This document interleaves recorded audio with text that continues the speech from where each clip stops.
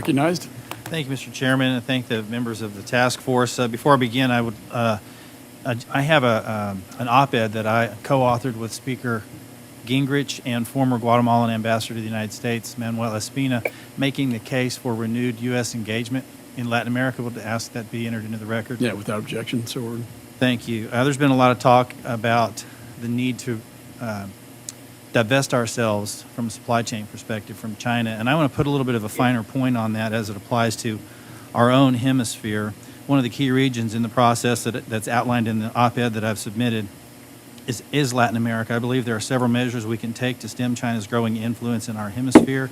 Latin America presents a unique opportunity to move elements of the global supply chain from China while preserving competitive advantage and business environment that made China appealing in the first place to Western companies. This can be done through a combination of tax incentives and infrastructure development in Latin America. I know that a primary barrier to relocating production facilities to Central and South America is the current inconsistent state of infrastructure in targeted countries. Railroads, roads, water, electricity, telecoms, 5G in particular, and other industrial necessities need to be built up, providing ample investment opportunity for American businesses in addition to job creation throughout the region. Another barrier to relocating production and service facilities to Latin America is market conditions and the rule of law. We need to work with countries in Latin America to develop conditions conducive to attracting foreign investment. In doing so, we must recommit ourselves to the spirit of the Monroe Doctrine and keep non-continental powers, in particular China, from being an influence in the Americas. One way we can do this is through the establishment of a Western Hemisphere trade bloc, further linking existing free trade agreements and partners while working to keep outside actors and their behavior at bay. I've heard firsthand from leaders in the region, and the time to act is now. China is exerting unwarranted influence in the region as we speak, as they work to undermine our interests in our own backyard. In the face of this onslaught, our neighbors are urgently requesting our assistance. If we do not answer their call, it will be too late. Second, we also need to work to develop mutually beneficial economic and trade opportunities. As the world's leading ag-producing country, American agriculture is a tool for strengthening our engagement overseas. This can be done through the promotion of precision agriculture technology and research exchanges, the provision of food assistance, as well as market development. American farmers have the ability to stabilize food supply chains globally. We have an overabundance of high-quality food, and we need to ensure that it reaches those who need it most, regardless of location. Such actions with aid in building relationships, open markets, and promote food security. Importantly, will also promote American farmers, who are the backbone of our country.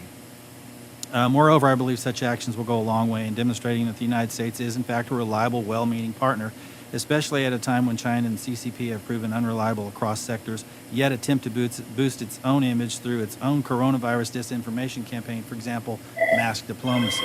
Finally, we need to understand that food security is national security. It is not a secret that CCP actively seeks to steal proprietary research and technological advancements from our ag sector, looking for ways to undermine American ingenuity and steal the profits of our labor. To protect our ag sector, I believe we need to take a few steps.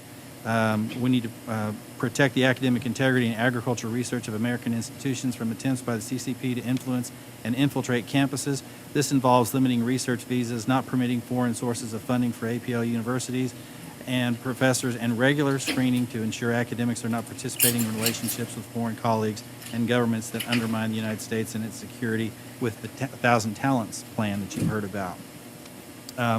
One other thing I'll leave you with before I finish: we need to also improve the way we collect, analyze, and utilize ag-related intelligence. For instance, USDA could serve as a member of the Committee on Foreign Investment in the United States, CFIUS, in addition to having a dedicated Office of Intelligence and Counterintelligence within the agency responsible for collecting and analyzing information, as well as coordinating with the wider intelligence community. I could go on and on. I know I'm running up against time, but I'd be happy to take any questions you have on this topic, and I appreciate the opportunity to present this information. No, I like the idea of this trade block. I think a lot of people don't realize that through their Belt and Road Initiative that China is in our hemisphere, and they're right next door, and they're in. They've taken over many developing nations in the African continent, certainly Latin America, and our friendly governments like to stay with us down there, and some are not friendly. Panama Canal, Roosevelt built it, Carter gave it back, and now they've got two ports on both ends of the Panama Canal. And I think trade agreements would be great incentivizers for better behavior in the region. They've got a choice. to pick. It's either China and the Communist Party or the United States when they do business. And oftentimes we get either, they underbid us, or they also go and lay the debt traps and leverage these countries into these situations. And I think it's a great foreign policy to use our trade policy to stop this influence that we're seeing all across the hemisphere. So I thank you for the bill. Are there any questions at Denver? Thank you. I love your idea about a Western Hemisphere trade bloc. So I want to ask a question about it. Do you think we could do almost a hemisphere targeted investment to incentivize infrastructure builds? I think if we further U.S. ability to support economies friendly to us, we're going to be in a good place. And my example is Peru. I was just down there, and now I guess China is Peru's #1 trading partner. Right. And when I asked about fiber laydowns beside railroads, they were a little bit reluctant, but they agreed. They finally admitted to the fact that there's being fiber laid down by China, with their railroads. Do you believe we're to a point now, based on analysis or based on what we're looking at, that we need to prioritize our investments in South America, but also in some other places around the world, sort of based on intelligence assets now? And Absolutely. I mean, do you think that's where we're going to this point, that when you talk about the Monroe Doctrine, maybe we need a doctrine of targeted, data-driven investment in those countries based on China's economic threat to us, or as far as encirclement? Is that something that would be a good way to go, a good road to go down? Absolutely, and I think one of the biggest challenges we have in the United States with regard to private sector investment in those countries that we're trying to show good faith with is our own regulatory constraints that we place on our own companies. So, for example, state-owned enterprises like Huawei and ZTE, they go in there without any constraints, and they promise the moon. Whereas, where's the option for these countries? Where's America? Where's Verizon in this equation? And usually, Verizon I use as an example, but usually it's because they're constrained by our own policy or our own regulatory regime that prevents them from being active and being able to go over there and offer the same product. I mean, heck, we're experiencing that here. We don't have 5G rolled out over our own country.